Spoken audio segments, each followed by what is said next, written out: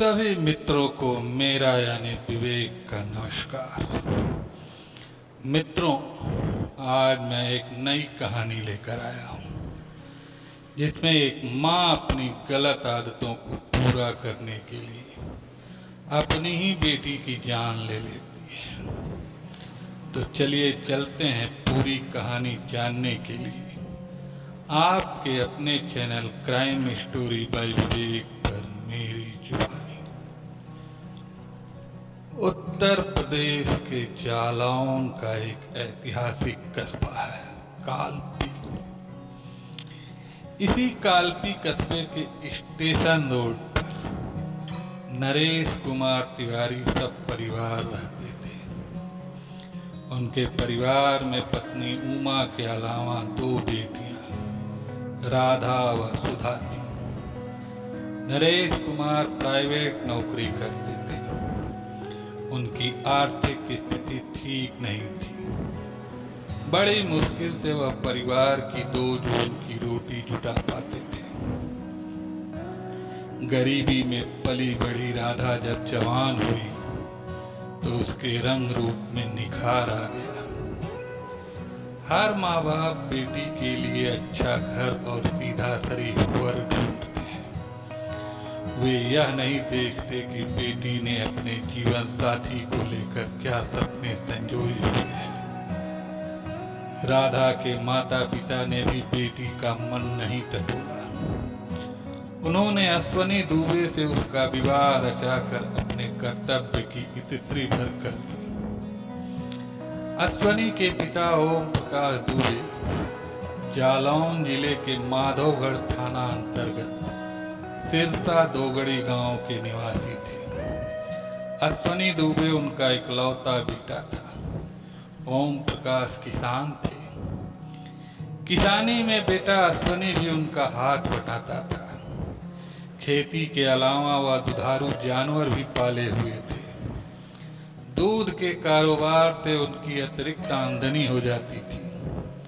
अश्वनी दुबे जैसा मेहनती और सीधा साधा दामाद पाकर नरेश कुमार निश्चिंत हो गया था कि बेटी का जीवन संवर गया। राधा के मन के दर्पण में क्या क्या दरका यह कोई नहीं जानता था।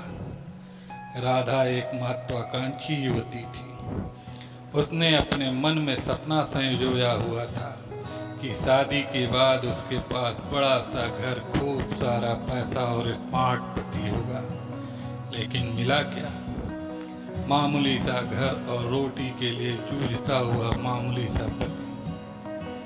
अश्वनी के पास थोड़ी सी जमीन थी जिसके सहारे वह गृहस्थी की नैया को खे रहा था। ससुर और पति के खेत पर चले जाने के बाद राधा अपने टूटे हुए सपनों को जोड़ने के उधेड़ बुनने लगी। यही सोचती थी कि अब कभी उसकी चाहतें पूरी नहीं होंगी। बहरहाल शादी हुई थी तो निभाना था ही और बच्चे भी होने ही थे। राधा ने पहले बेटी साहनी को जन्म दिया, उसके बाद बेटे को। लेकिन 2 बच्चों के बाद भी राधा दिल से अश्वनी के साथ जुड़ नहीं पाई। उसे हमेशा यह एहसास सालता रहता था कि उसे मनपसंद पति नहीं मिला। राधा के पड़ोस में रहता था नेत्रपाल सिंह।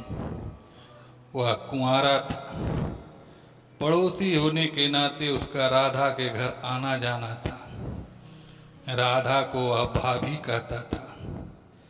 देवर भाभी के नाते कभी कभार राधा उससे हंस बोल लिया करती थी। एक दिन राधा गांव में लगने वाले साप्ताहिक बाजार में गई तो वहां उसे नेत्रपाल सिंह मिल गया। नेत्रपाल सिंह ने उससे कहा, भाभी चलो आज आपको चाट खिलाऊं। वो देखो उस ठेले पर कनपुरिया चाट मिलती है। चाट का नाम सुनकर राधा के मुंह में पानी आ गया। फिर वह सकचाते हुए बोली, लेकिन मेरे पास तो अब पैसे बचे ही नहीं हैं। अरे भाई, पैसों की बात मत करो, मैं हूं ना, मैं खिलाऊंगा तुम्हें। राधा उसकी बात टाल नहीं सकी। वाले के पास पहुंचकर नेत्रपाल सिंह बोला, यार रामू, जरा बढ़िया सी चाट खिलाना हमारी भाभी को। कुछ ही देर में चाट का पत्ता राधा के हाथ में था। राधा ने चाट खाई, फिर पानी पूरी भी खाई। क्योंकि रामू नेत्रपाल सिंह का दोस्त था, अतः उसने राधा को भरपूर आदर के साथ हर चीज पेश की। चाट खाने के बाद नेत्रपाल सिंह ने रामू को पैसे देने चाहे तो उसने नाराजगी से कहा, कैसी बात करता है यार, तेरी भाभी मेरी भाभी नहीं है क्या? बाजार से लौटते वक्त नेत्रपाल ने राधा का थैला उठाया और उसे घर के बाहर तक छोड़ गया। रास्ते में दोनों के बीच खूब बातें हुई। नेत्रपाल की बात बात में खिलखिलाना और राधा के चेहरे को निहारना उसे अच्छा लगा था। पहली बार उसने नेत्रपाल को गौर से देखा था। वह स्मार्ट भी था और स्वस्थ भी। राधा की कद्र भी खूब कर रहा था। जाते वक्त उसने नेत्रपाल का शुक्रिया अदा किया तो वह हंसते हुए बोला, मेरी सारी मेहनत को इस एक शब्द में बहा दिया न भाभी आपने। अपनों को भी शुक्रिया कहा जाता है क्या? उसकी यह अदा भी राधा को बहुत अच्छी लगी थी। उस सारी रात राधा की आंखों में नेत्रपाल सिंह का चेहरा ही घूमता रहा। उसका अपनापन, उसका अंदाज, उसके उदास मन की तहनाइयों को सहलाता रहा। तीसरे दिन की बात थी। राधा को सुबह खाना बनाने में देर हो गई थी। अश्वनी ने कहा, राधा, हमारा खाना तुम खेत पर ही दे जाना। खाना बनाकर राधा ने टिफिन में डाला, बेटी को पड़ोस के घर छोड़ा और मासूम बेटे को गोद में लेकर वह खेत की ओर बढ़ चली। टिफिन पति को थमाकर वह खेत से घर की ओर आ ही रही थी कि रास्ते में नेत्रपाल सिंह टकरा गया। देखते ही बोला, अरे भाभी, तुम यहाँ? हाँ, तुम्हारे भैया को खाना देने खेत पर गई थी। राधा ने मुस्कुराकर जवाब दिया। लाओ, बेटे को हमें दे दो, हम लेकर चलते हैं। कहते हुए नेत्रपाल सिंह ने राधा की गोद से बच्चा ले लिया। बच्चा पकड़ते वक्त उसकी उंगलियां राधा के उरोजों के साथ साथ उसके हाथों को भी छू गई।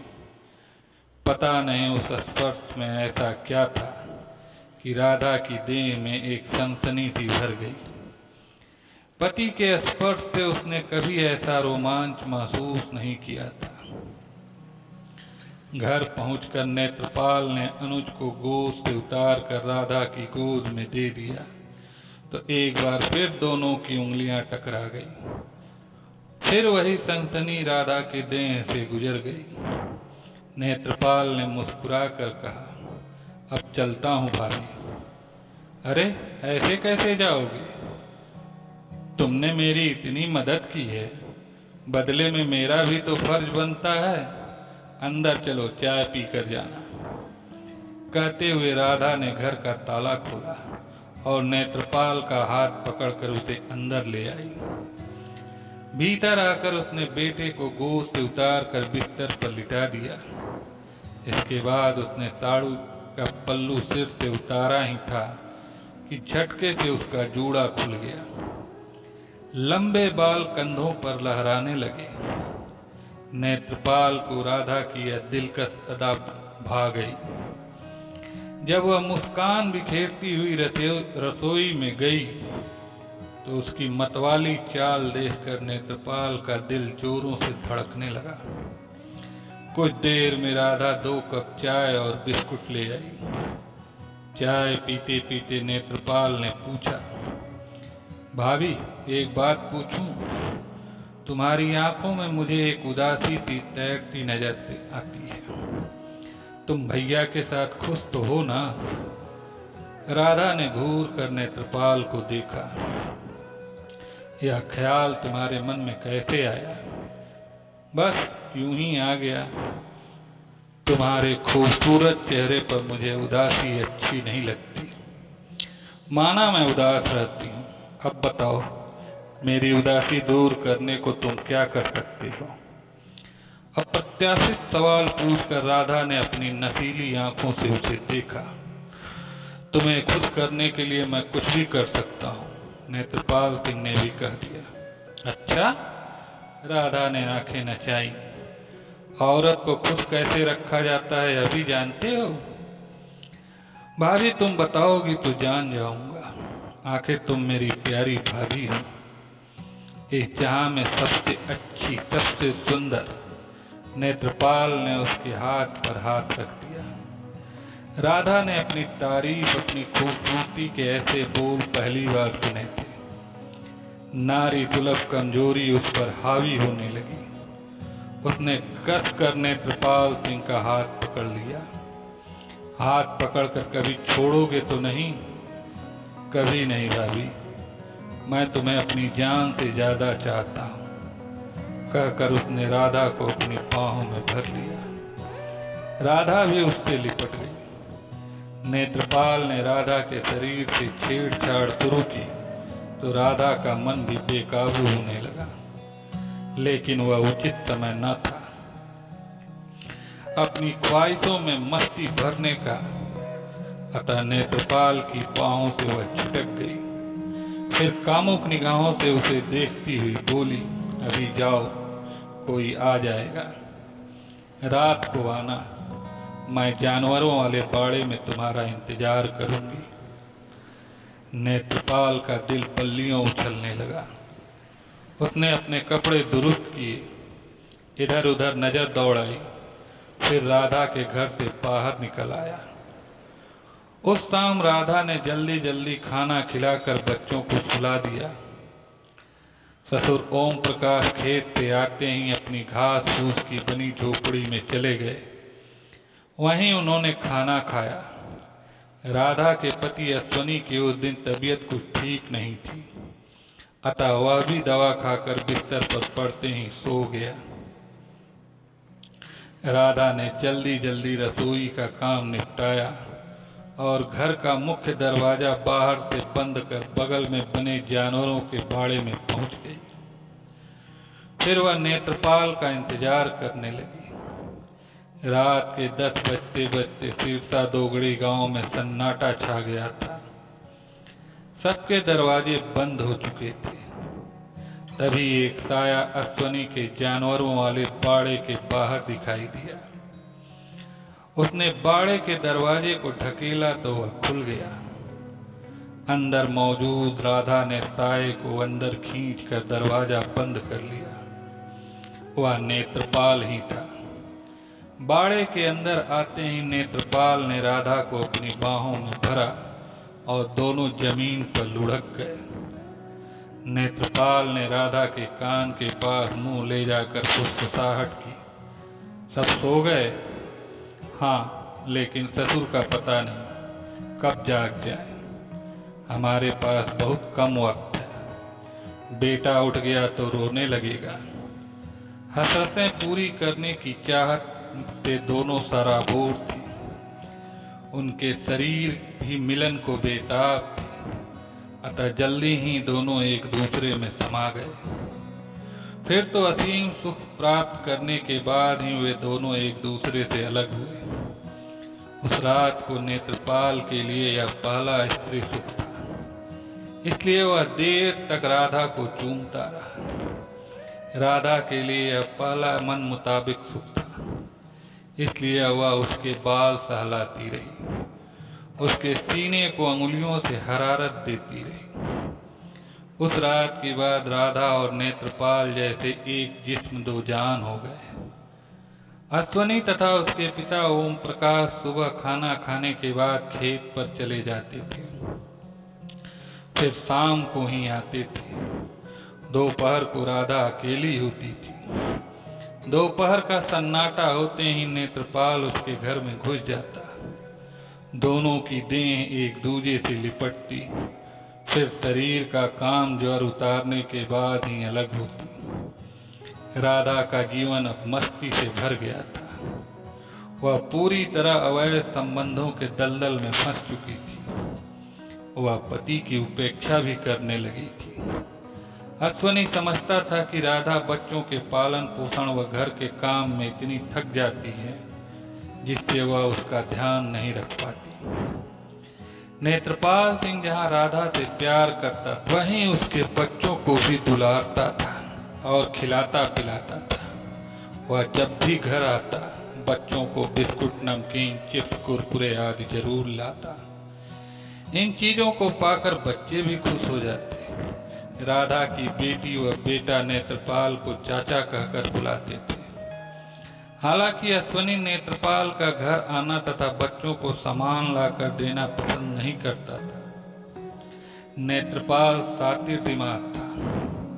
वह खुद तो शराबी था ही, उसने राधा के पति अश्वनी को भी शराब का चस्का लगा दिया था। सप्ताह में 1 या 2 बार वह शराब की बोतल लेकर अश्वनी के घर आ जाता, फिर थकान मिटाने का बहाना कर उसे शराब पीने को प्रेरित करता। अश्वनी भी ना नुकुर के बाद राजी हो जाता। साथ साथ शराब पीने से दोनों के बीच गहरी दोस्ती हो गई थी।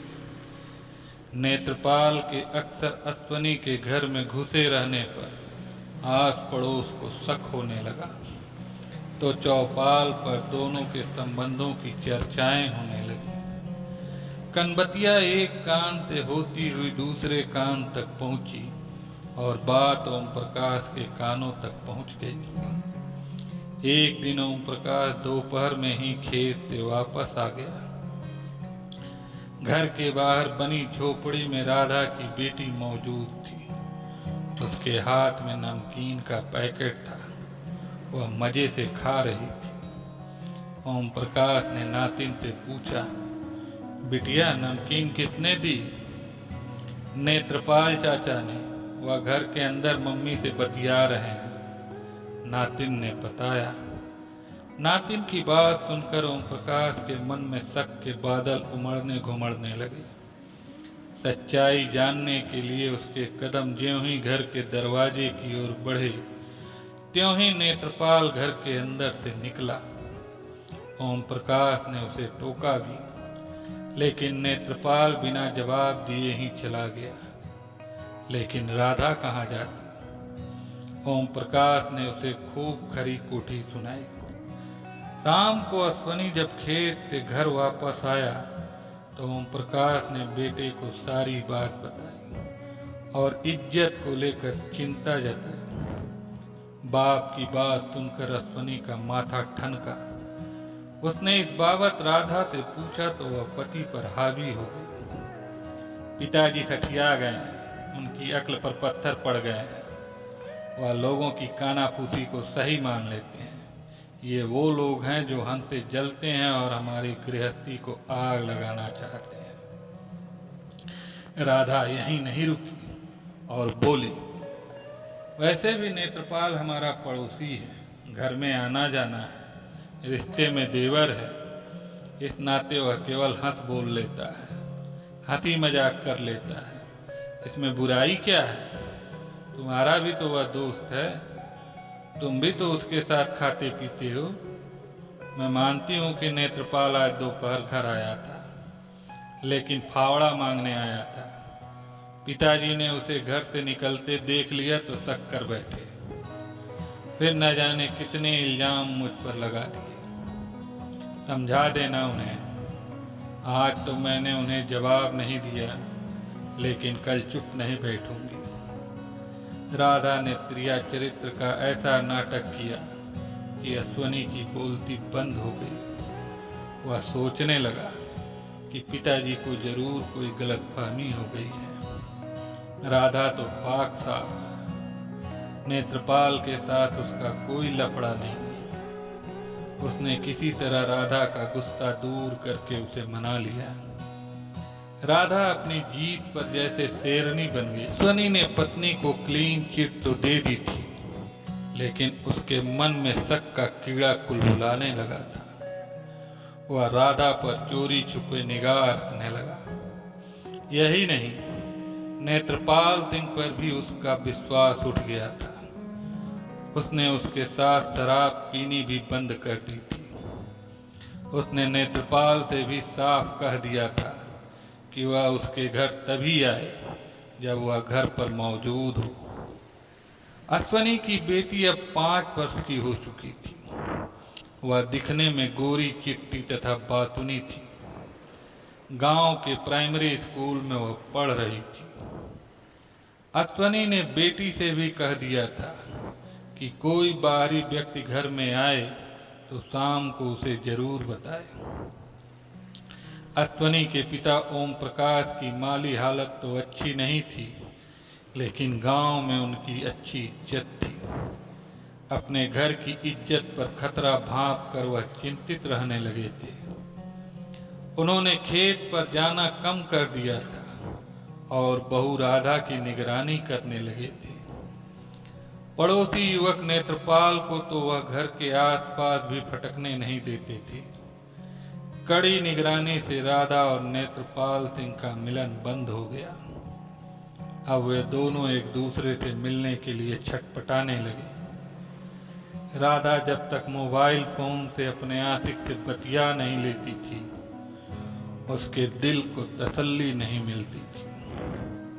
लेकिन एक दिन उसकी यह चोरी भी पकड़ी गई। फोन को लेकर राधा और अश्वनी के बीच खूब तू-तू मैं हुई। गुस्से में अश्वनी ने सिम ही तोड़ दिया। 4 अप्रैल 2023 की शाम 5 बजे अश्वनी दुबे खेत से घर वापस आया तो उसे बच्चे नहीं दिखे। उसने इधर उधर नजर दौड़ाई, फिर पत्नी से पूछा, राधा, दोनों बच्चे नहीं दिख रहे, कहाँ हैं वे दोनों?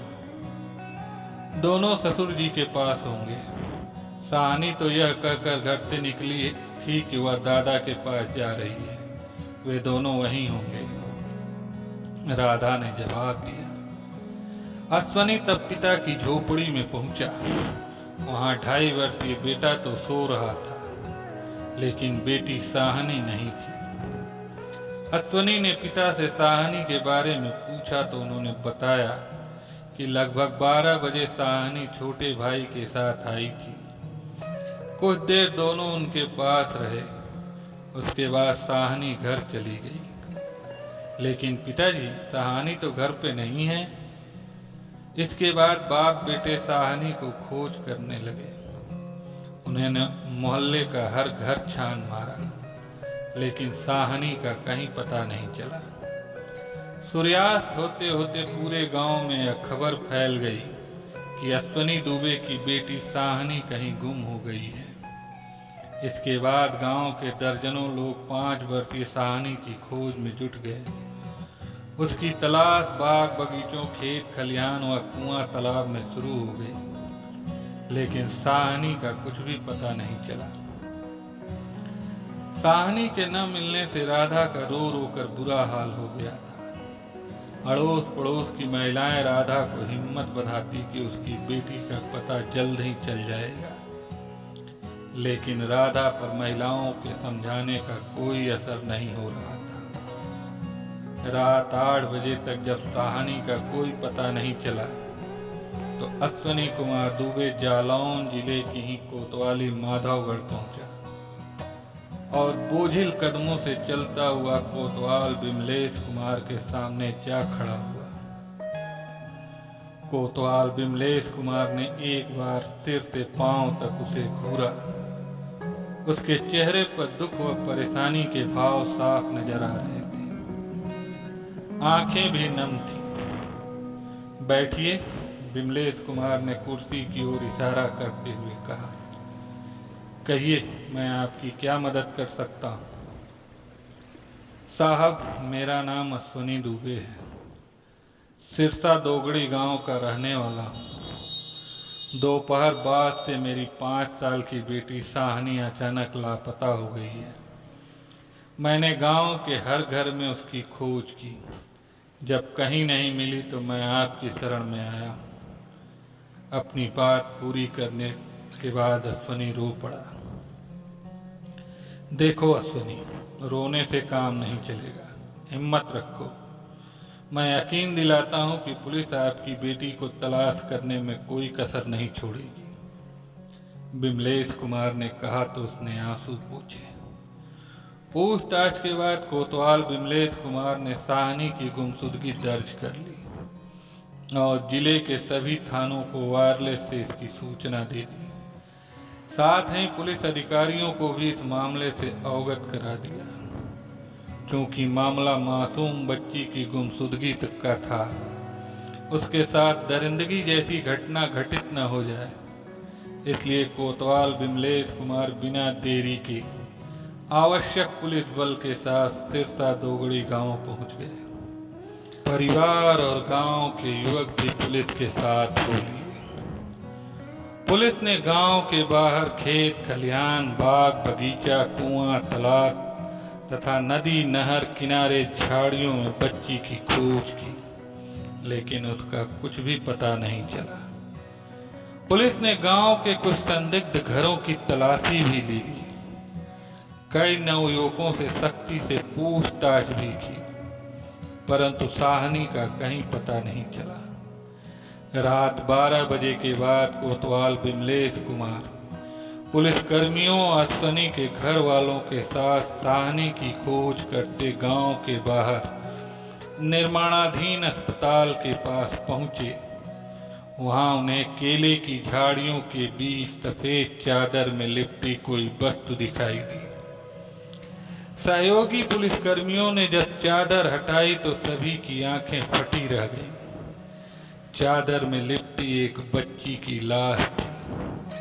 इस लाश को जब अश्वनी ने देखा तो वह फपक पड़ा और कोतवाल साहब को बताया कि लाश उसकी बेटी साहनी की है। कोतवाल ने साहनी मर्डर केस की जानकारी पुलिस अधिकारियों को दी तो सवेरा होते होते एसपी डॉक्टर इरज राजा, एएसपी असीम चौधरी तथा डीएसपी रविंद्र गौतम भी घटनास्थल पर आ गए।